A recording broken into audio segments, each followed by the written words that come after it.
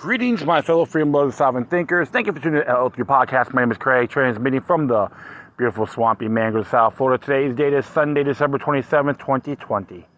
Woo, yeah. So, almost end of the year. I know how you feel, folks. But, yeah. Well, I'm not going to be doing any ranting. Actually, I'll just talk about, I was reading on the Epoch Times. It looks like the suspect, the so-called suspect, body was in that camper that got exploded supposedly in Nashville. So that's what we got so far. I'm just gonna have you guys know, decide for yourself. A lot more complex than what it is that we all know. So how accurate is the official narrative? We don't know for sure. However, this is an interesting article from the same newspaper. Came out today. And this was entitled, High School Student Sues Over Leftist Indoctrination in Nevada. This is by Matthew Vadum. And it says here, a high school senior of mixed race is suing the taxpayer-funded charter school in Nevada over the coercive ideological indoctrination that is central to its central race theory-based curriculum that forced students to associate aspects of their identity with oppression. In the lawsuit, Clark versus State Public Charter School Authority filed December 22nd in federal court in Nevada. The young plaintiff, William Clark, and his mother, Gabriel Clark, claimed their First and 14th Amendment rights were being violated. You should say the 9th as well, with all due respect. Students were allegedly told that by refusing to identify with an oppressive group, they were excising their privilege or underscoring their role as an oppressor. Guilt trip, right? The lawsuit was filed by the Illinois-based group Schoolhouse Rights, whose website described its mission as supporting civil rights litigation in defense of students, freedom of conscience and public education, and the rights of parents to guide and direct their upbringing of their children. The student at Democracy Prep in Las Vegas, whose mother is black and the deceased father was white, claimed there was a hostile classroom environment and that he felt discriminated against in the mandatory year-long Sociology of Change course required for graduation. There is another required class, Change the World, in which students carry out a political or social work project.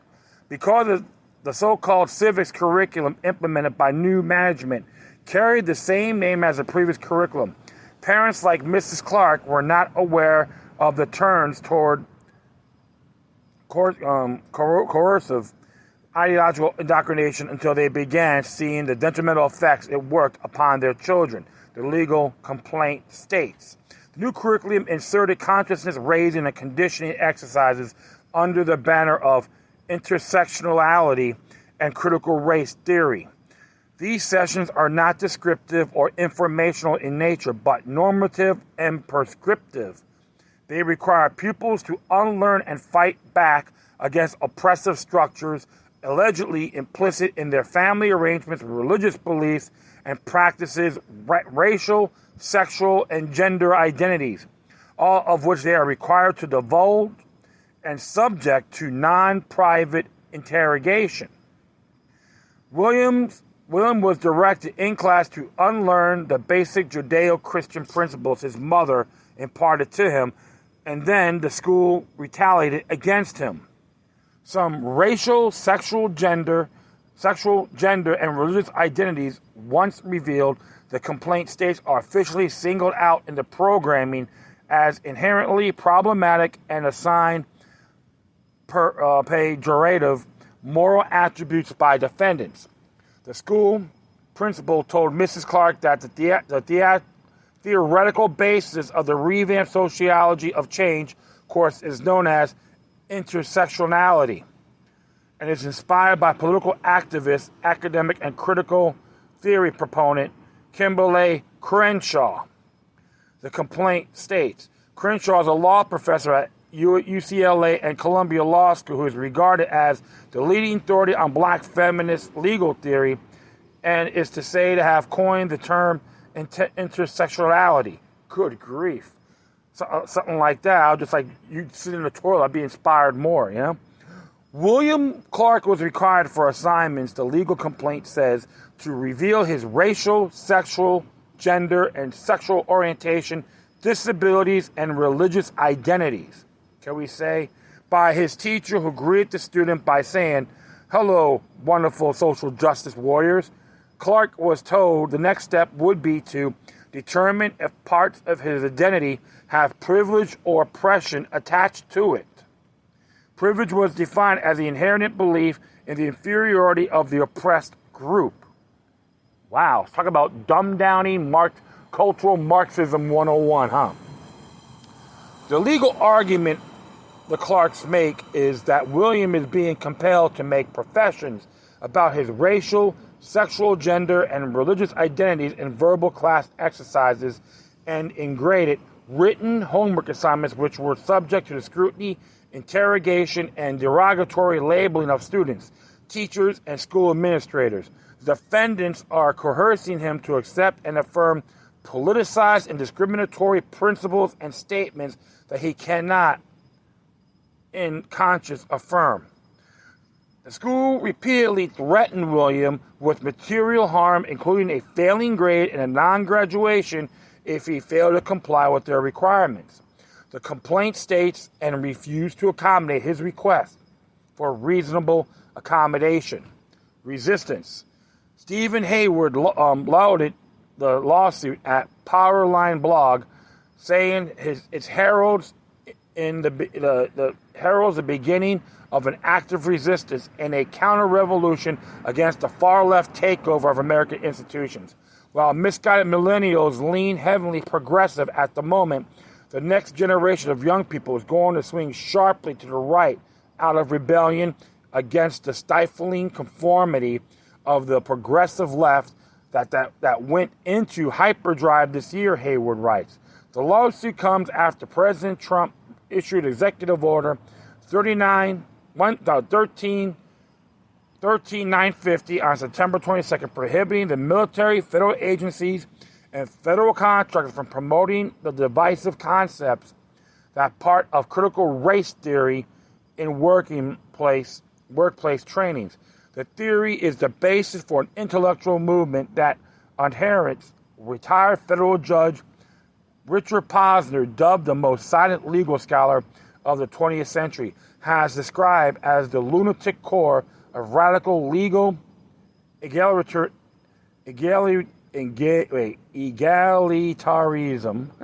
Egalitarianism. Okay, I'll get the little tongue-tied there, folks. I'm still learning these words now and then. Good grief. The late Derek Bell, who was one of former President Barack Obama's professors at Harvard Law School, was the most prominent scholar to promote the theory.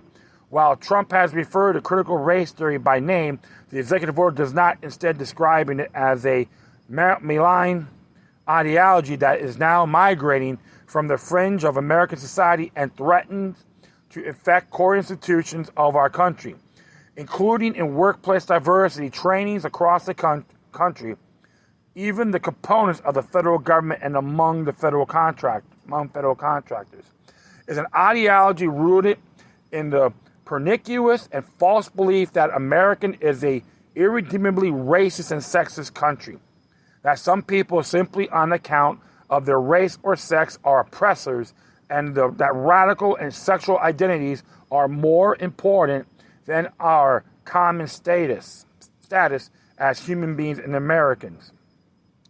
U.S. District Judge Beth Labson Freeman, as Obama appointee based in San Jose, California, issued a preliminary nationwide injunction against EO 13950 on December 22nd, USA Today reported.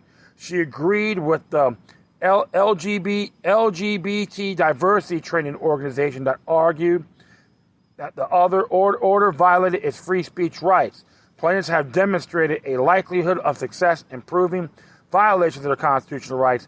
The work plaintiffs perform is extremely important to historically underserved communities, Freeman wrote in an order. The Epoch Times reached out to Rebecca Faden, executive director of the state Public Charter School Authority for a comment over the holiday weekend, but has not received a reply as of press time.